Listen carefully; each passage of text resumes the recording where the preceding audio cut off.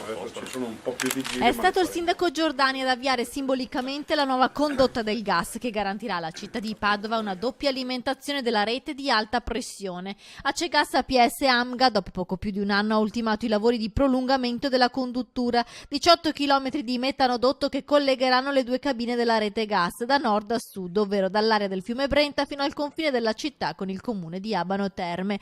In questo modo si aumenta la sicurezza e la continuità di servizio di distribuzione nel territorio. Permette alla città di Padova di avere una garanzia di continuità del servizio che è molto superiore rispetto all'attuale, perché in caso di fuoriservizio di una delle due cabine la città viene alimentata dall'altra cabina.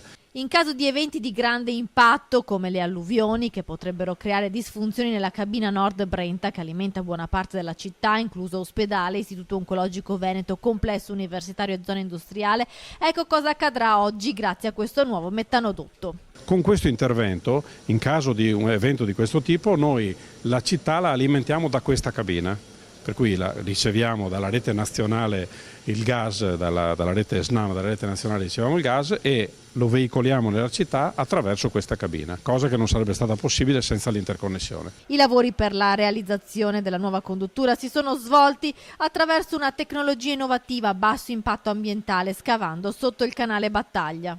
Nella realizzazione di questi 18 km di condotta abbiamo anche utilizzato delle tecniche non invasive, ad esempio per l'attraversamento del canale Battaglia, con un sistema di scavo teleguidato.